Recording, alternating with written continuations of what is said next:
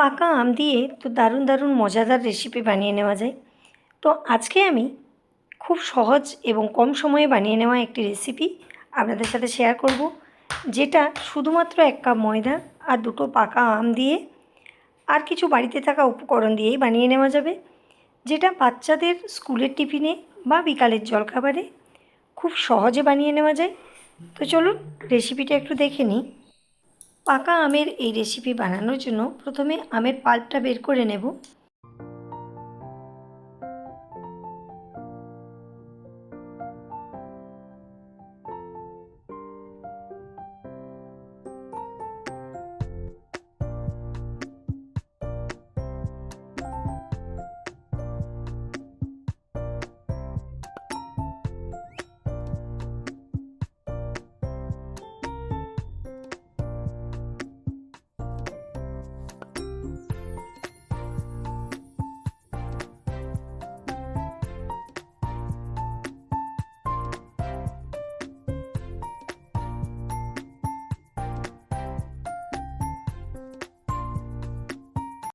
আমগুলোর থেকে পাল্পটা বের করে নেওয়ার পর পুরো পাল্পটা গ্রাইন্ডিং জারের মধ্যে নিয়ে নিচ্ছি এবং এর সাথে কিছুটা চিনি মিক্স করে নিচ্ছি।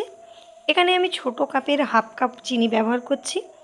আমের মিষ্টতা অনুসারে চিনিটা ব্যবহার করতে হবে। এবার এটা ভালোভাবে গ্রাইন্ড করে নেব।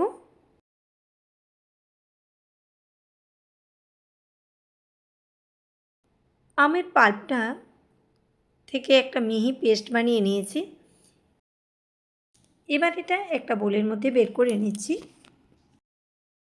গ্রাইন্ড করে নেওয়া আমের পাল্পটা একটা বোলের মধ্যে বের করে নিয়েছি। এবার এখানে 1 চামচ রিফাইন্ড অয়েল নিয়ে নিলাম, ছোট্ট বাটির 1 বাটি দুধ মিশিয়ে নিলাম। এবার সমস্ত কিছু ভালোভাবে মিক্স করে নেব।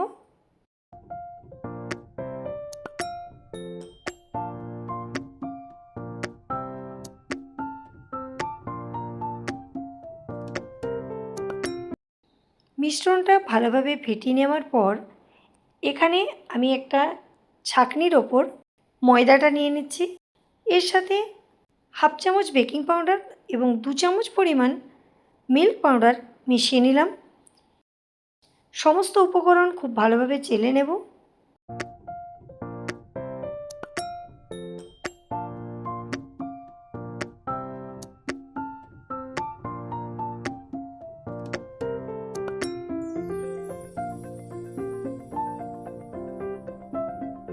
ময়দা এবং বাকি ইনগ্রিডিয়েন্টস ভালোভাবে চেলে নিয়েছি। এবার সমস্ত কিছু ভালোভাবে মিক্স করে নেব।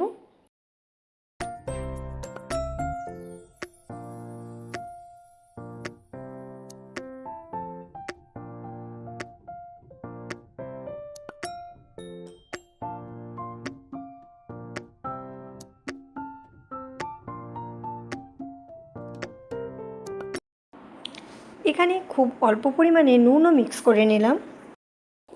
সমস্ত কিছু খুব ভালোভাবে মিশিয়ে নিয়েছি, কিন্তু ব্যাটারটা আমার একটু গাঢ় লাগছিল, সে কারণে আমি এখানে আরও অল্প পরিমাণে দুধ মিক্স করে নিলাম।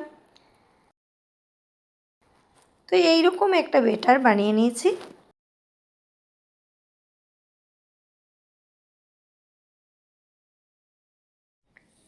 যেহেতু এই রেসিপিটি আমি আম দিয়ে বানাচ্ছি, সে কারণে এখানে এলাচ বা অন্য কোনো ইনগ্রিডিয়েন্ট মেশাচ্ছি না। এখানে আমি 2 থেকে 3 ফোঁটা ম্যাঙ্গো এসেন্স মিশিয়ে নেব।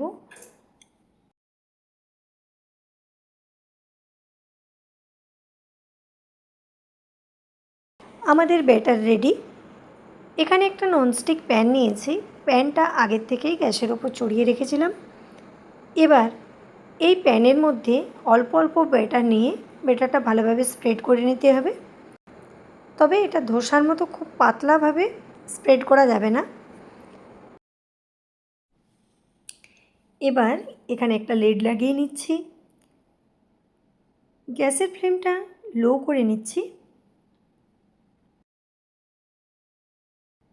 এবার এটা 2 থেকে 3 মিনিট রেখে দিলেই তৈরি হয়ে যাবে ম্যাঙ্গো প্যানকেক।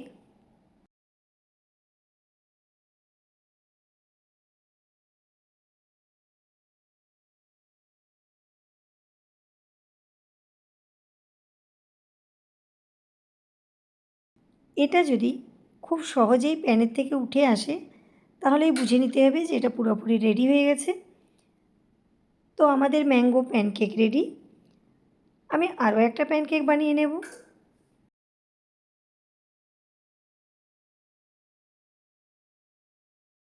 এবার প্যানের মধ্যে আরও কিছুটা ব্যাটার নিয়ে নেব এবং এই ব্যাটারটা স্প্রেড করার জন্য আমি এখানে হাতা বা খুন্তির ব্যবহার করছি না। এটা খুব সহজেই এইভাবে প্যানটা নাড়িয়ে নিলেই ব্যাটারটা স্প্রেড হয়ে যাবে আর খুব তাড়াতাড়ি মাত্র কয়েক মিনিটের মধ্যে এটা রেডি হয়ে যাবে। এইভাবে আমি সমস্ত প্যানকেকগুলো বানিয়ে নিচ্ছি। আমাদের ম্যাঙ্গো প্যানকেক রেডি। এইরকম নরম তুলতুলে এবং সুস্বাদু খেতে প্যানকেক আপনারাও বাড়িতে ট্রাই করে দেখুন। আশা করি এটা আপনাদের ভালো লাগবে। আর আমার এই রেসিপি যদি ভালো লাগে তাহলে লাইক, শেয়ার ও কমেন্ট করতে ভুলবেন না। আর চ্যানেলটিকে সাবস্ক্রাইব করে আমার সাথে থাকুন। নমস্কার।